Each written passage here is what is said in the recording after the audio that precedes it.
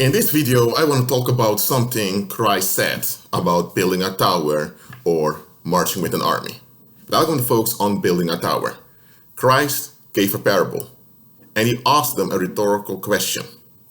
The question went like this: any of you who wants to build a tower, aren't you going to sit down and count the cost to see whether you're able to finance the project? Or else you'll begin the project and afterwards you have to finish halfway through because you can't complete it. And then people will mock you because they will talk about you. This man began to build, but he can't finish. I want to talk about that parable that Christ gave. Now, Christ is not teaching us to put on a high pedestal what others are thinking about us. That's not what Christ is doing here. Christ is simply telling you that you need to make just assessments of your circumstances. Now, what is making a just assessment? Now, an assessment is when you examine whether someone is capable of doing a job. Some jobs, you need to go through an assessment. You get some quizzes or you get some tests with figures or with mathematical formulas. They are testing and examining your mental capacities to see whether you're fast enough or cognitive enough for the job. Now you have assessments that don't add up because it's way too difficult, and you have assessments that are way too easy. So to have a just assessment is something some institutions and companies do to make sure they have the right type of people in their business working for them. When you work in IT, this often happens. I made an assessment once when I wanted to join an IT company. I was invited for a job interview and I had to make an assessment. I only lacked a few points, and because I didn't get a job, but afterwards I realized I'm happy I didn't receive the job because, well, afterwards realized it didn't really fit me. But okay, an assessment. Companies do it. Sometimes even institutions do it when they want to screen someone. So an assessment is part of a screening process so that the bad people and the toxic things are left out. Now, when it comes to job interviews, it doesn't have to do with toxicity, but it has to do with capability. Now, when you use this for the spiritual assessments, just assessments, or let me just call them spiritual assessments. Spiritual assessments are necessary to see through circumstances. It's by you seeing through circumstances that you're able to anticipate, overrule, and overcome evil around you. It's by us having spiritual assessments that you're able to be ahead of the enemy. Too often, believers are caught off guard. Tragedy happens, and after it happens, now realize, oh, something's going on. It should be like this, that believers see things coming, and because we see things coming, we take steps ahead of time. And because we take steps ahead of time, whatever is coming or whatever is about to go down will not affect us. Why? Because we saw it coming. And by faith, we overturned what was about to come. Because remember, Satan operates in patterns and cycles. That's all he has, patterns and cycles. So everything he does, and everything he will ever do until Christ returns will be in patterns and cycles. So once you see through patterns and cycles, namely demonic patterns and cycles, you will be able to take steps ahead of time before Satan makes his move. Yes, believers are able, not by our own understanding, don't get me wrong, not by our own understanding, but when we walk by faith, when we look at the bigger picture, we will be able to outdo the enemy's steps against us. Didn't Christ tell us that we will have power to trample on scorpions, serpents, and the whole camp of the enemy, and nothing by no means shall harm us? That means we need to walk in that power. And walking in that power implies that you're able to make spiritual assessments. Now, this may sound very difficult, but it's not. Okay? For example, let's say you want to have more free time. Just a small example. If you're a teenager, you can do this because you may probably live at your parents' house still, and you can skip classes. Not I recommend you to do that during high school. So you can get away with taking extra time for yourself. But when you're an adult, you have your own flat or your own rent to pay, that it will be a bit more, not difficult, but it isn't that easy anymore because you have costs that are waiting you. You have bills to pay. So, okay, so you want more spare time. That means you need to work less. It means you get less wage. That means you need to live in a cheaper flat or you need to rent cheaper. And so you make an assessment of, okay, you want to have more time to do your thing, but if you have more time, but you don't have the finance to do what you want to do, then you still have a gap. Now, some would say you can get a loan, a business loan. Others say, well, you can be involved in the informal economy, whether it's drugs or selling things on the black market. And with that, you can fill in the gap of having less financial resources. But there is a catch. When authorities find out, you may be arrested, you may have to go to court, or you may have people in that informal economy that are greedy and they're coming after you to take your life. So you have all of those risks. And let's say you manage to circumvent those risks. You still have the risk that people will see that you don't work full time, but you still have a lot of free time and you're spending. So the commoners will see you spending and having a good time without having to work full time, 40 hours a week, sometimes more. They are now becoming anxious as they think, how is this possible? They don't want to think outside of that black and white box of theirs. So now they become anxious, and this anxiety will result in violence against you, where it is that they're going to stalk you, or they're going to make false reports about you at the police or somewhere else, or they're going to conduct smear campaigns. Why? Because they can't stand you being happy without their consent. They have this black and white thinking that they're clinging on to. You forfeit that black and white thinking. So now you have more options. And when you walk in those options, they feel threatened. Because now they have to face that they are toxic by holding on to those toxic restrictions. They don't want that. Have you ever witnessed this? That you're happy, smiling, you're not shouting or making any loud noise, but you're just happy somewhere, and suddenly people look at you with angry faces? There was a time, this was when I was 17 back then, it's a while back. There was this tram station. Yes, you have trams here in the Netherlands. And there was this road. It wasn't a highway, but it was just a road for cars, for big vehicles.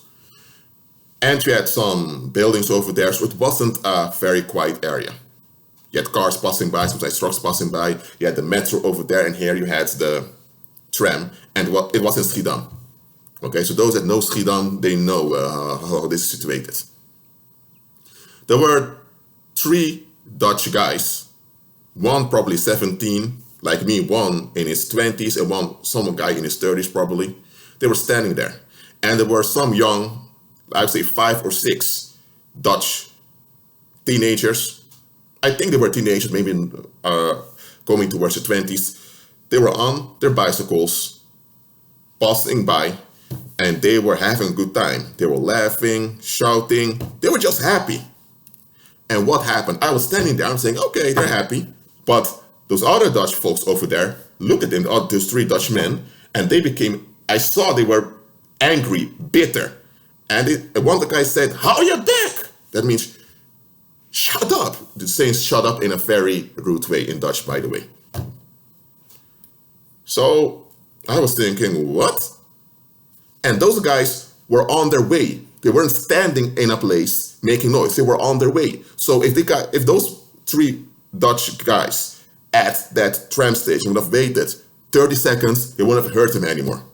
But the fact alone that those Dutch teenagers were I don't know, teenagers, adolescents. The fact that they were happy in public without caring what others thought, that angered those three men at the at the tram station where I was standing. That event had an impact on me because I was thinking, hold on a minute. So you're not allowed to be happy in public because others may be offended. So others now have the right, or they claim to have the right, to determine if you're allowed to be happy or not. This doesn't add up. And I encountered similar situations in which someone else, or sometimes it was me, I was just happy. I was not violating any safety standards, but people just couldn't take it that I was happy and they couldn't control me. Now, why am I mentioning this? Because this is part of a spiritual assessment also. When you decide, I'm going back to my example now. When you decide I want to work fewer hours because I want to do more things, I want to make music, I want to travel around, or whatever you want to do, you have to assess the situation, realize, okay, if I do this, not only will I have to deal with the gap of the finances, but I will also have to deal with the wrath of the commoners who can't stand me being free without their consent. Let's say now you have a pagan, not a believer, but a pagan. And the pagan thinks, you know what? I'm going to purchase some abundance oil. I'm going to purchase some candles. I'm going to purchase some incense. I'm going to do my rituals for the cash flow to increase. And he does it. And through the internet, he manages to get extra income. Well, he does it in such a way that can never be sued for money laundering. There are companies online that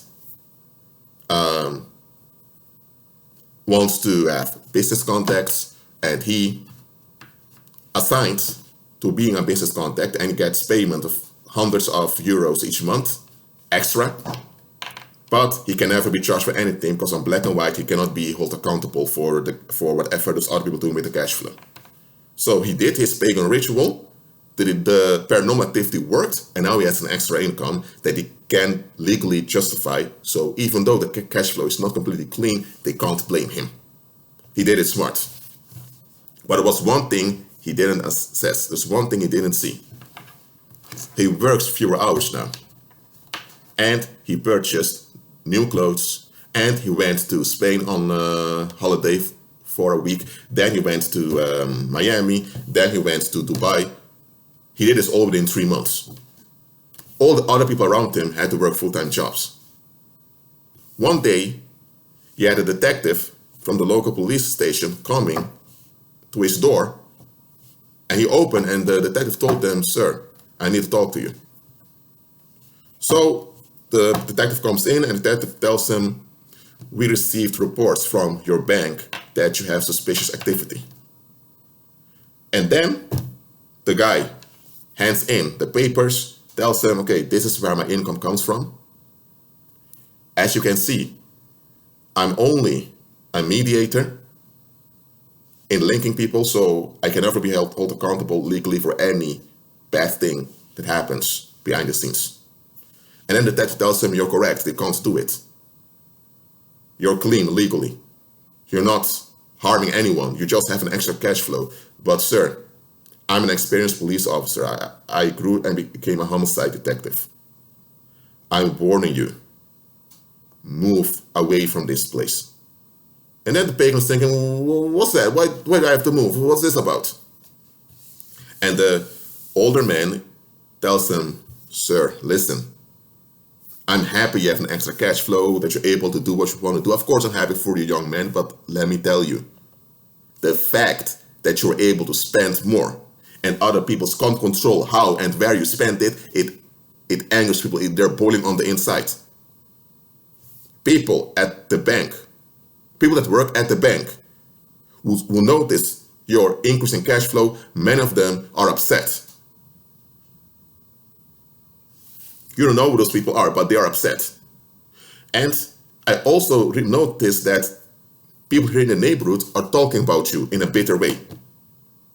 Sooner or later, someone's going to rob you, or they're going to break in, or they're going to assault you. I'm telling you, man, get out of this neighborhood. And this pagan went to a fortune teller, and the fortune teller told the pagan, James, that police officer is telling the truth. The universe warned you through him. If you stay in that house within 2 months, you'll be dead. So the pagan, in this case, his name is James, he moved out. What did he do wrong? He realized, okay, I want an extra cash flow. He did his pagan ritual for his paranormal, to have a paranormal backup. And in the paranormal backup, he looked and he found what he was looking for. And he also made sure that he could not be charged legally. So that was a smart thing of him to do. But he didn't look at everyday life. If he would have sat down a little bit more and examined the situation, he would have realized, okay, it's not just me having more to spend. When I have more to spend, it will affect other people. They will experience me spending, and they can't control it. And because these people are control freaks, I will get into trouble. So if he would have counted the cost, as Christ would have said, he would have realized, okay, he did count the cost, but didn't count it completely. If he would have counted the cost completely, if he would have conducted a full assessment of the situation, he would realize, you know what? If I want to live more abundantly, I need to get out of this place where people don't want abundance. I need to get away from people who are poverty-minded for me to operate in abundance. If he would have done that, assessing the whole situation, and he would realize, okay, in this context, I'll get into trouble operating in abundance. You know what? Let me move out of this place to somewhere where I can operate in abundance more freely. If he would have done that, a lot of trouble would have been prevented. I gave this example just to show you that even pagans make errors in this area. So I'm not saying pagans always do it correctly. And they are practical, but even they make errors in this place. I mean, in this when it comes to assessing situations. Believers should outdo the knowledge of pagans, okay? Because we have the Holy Spirit. So that's why believers should learn to make full assessment of situations. Now, let me give another example. Let's say you have an Indian girl, young woman, she's in her early 20s, and there is this Chinese guy that she's interested in. Eventually, she breaks up with the guy and she comes home with either a white guy or a guy who's Indian, just like her, from South Asia. What happened? The Chinese ex-boyfriend, now because she broke up with him, he was thinking what's going on. We were going well, we were making future plans together. But then the father of that Chinese ex-boyfriend tells him, son, let us go. The day comes you will understand this. That woman is aware of her family and her background. She is aware how her people think about Chinese folks. She is aware that in her community, either you come home as a woman with a white guy, because white supremacy is also deeply rooted in South Asians, or you come home with someone who looks just like you, just like your father. You come home with a black guy or Chinese guy or any type of other guy, you have problems. Why? Because the community will not accept it. So if the community doesn't accept it, you'll be cast out of the community, then you won't have close family ties anymore. And if you have children with a guy with whom you've been cast out, your children will grow up not having good bonds with their family. That will have psychological effects on the children. So this ex-girlfriend of yours, June, let's say the name of the Chinese guy is June. June, your ex-girlfriend, she made an assessment of the situation and she realized that this relationship is going to cost her far more than she's willing to give up.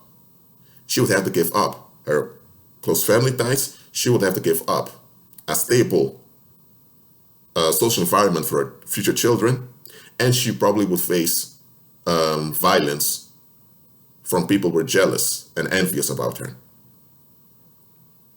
So she made an assessment and she realized that it was far safer and easier for her to comply with expectations of her community. So June, let this go. Don't force this, because you will get into a lot of trouble. Praise the Lord, she broke up with you because that was a blessing in disguise. If she would have remained with you, later when your children would be born, then all hell would break loose. And then you have children who don't have to put up with it. You've been spared a lot of trouble. And that's the thing with witchcraft and black magic. It works. So let's say this June, let's say he's a warlock and he enforces his will in a situation. And so he doesn't even allow the situation to come so far that she breaks up. The moment he met her, he does his black magic and she stays with him. And the black magic works so far that even the family opens themselves up to him, which they aren't really open to foreigners, but to him suddenly they've opened up. That's the black magic working. The black magic has an expiration date that it will fade away. So if he does his black magic, he even marries her, they have children. After a few years, let's say the black magic was only for 5 years. But let's say within those 5 years he marries her and they have 2 children. Just an example. They're now living in a house together. June has a good paying job. She has a job too, but because she just just gave birth, she's at home.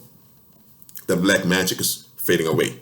Now suddenly, June's parents-in-law will think, how did this Chinese guy walk into our life like that? How can we have this Chinese guy sleeping with our daughter? How can we have half Chinese grandchildren? Then the cousins of his wife and others realized, did you allow that Chinese guy to get into our family? Now that the black magic is fading away, is working out, all the natural resistance manifests. And now June will have to face divorce. He will have to face issues at the court for child support.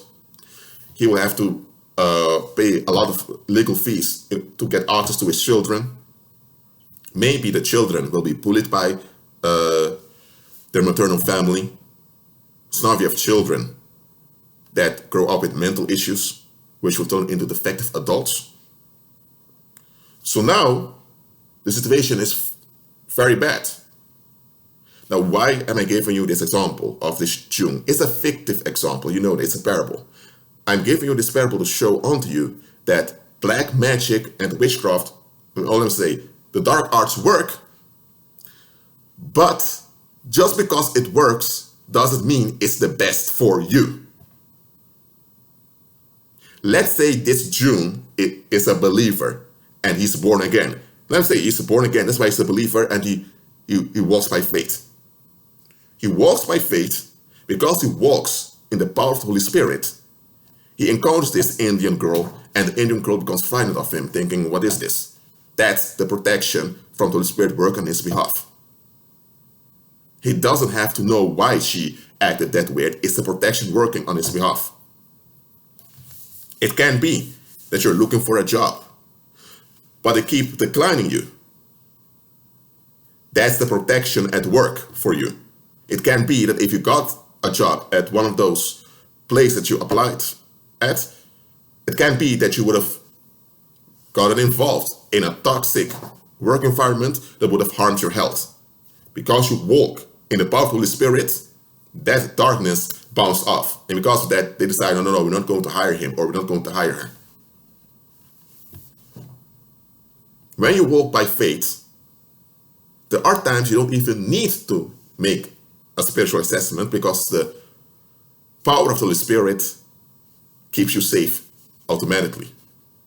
Of course, you do have to make spiritual assessments, because as a human being, you're active. And sometimes your activity, without you being aware of it, can bring unnecessary tribulation to you. That's why you make spiritual assessments. You make spiritual assessments as a believer because you walk in safety. It's not you making spiritual assessments that will keep you safe. You walk in safety, and that's why, as a fruit, you make spiritual assessments, which enables you to outdo the darkness around you in a positive way. So always remember this. As a believer, you ought to be alert. You ought to be prayerful. You ought to make decrees, declarations, and all of that, which will result in physical actions out of trust. And that is how you walk in the anointing. Some of you, and I'm not blaming you, so don't blame yourself, don't feel guilty, and don't feel ashamed, okay? I'm not blaming you, just pointing this out. Some of you who are watching this, you've encountered tragedies or very toxic situations in your life because you didn't make the proper spiritual assessment of the situation. There were pagans around you who may have seen through stuff. Or sometimes you will have commoners without any spiritual knowledge that will see things earlier than you do. It can be, for example, that you had, I won't call them friends, but you had some people that hung out with you. Suddenly they all left. And you think, why did these people leave?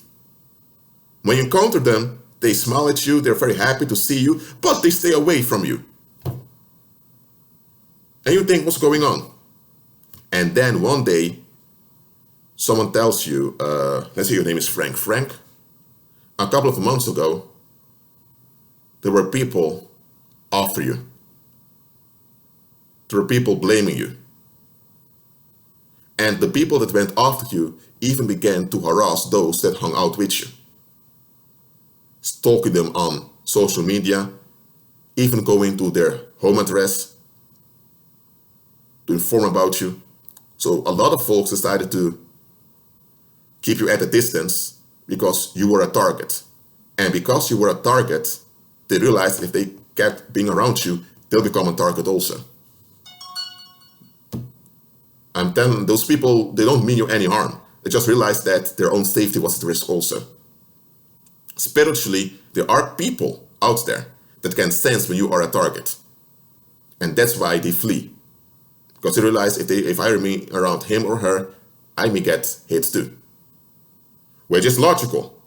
Let's say you're in a ghetto and there is drug trafficking going on, and you have a cousin who's into dealing drugs, and there's a conflict in the drug world, and now you have people that want to shoot him.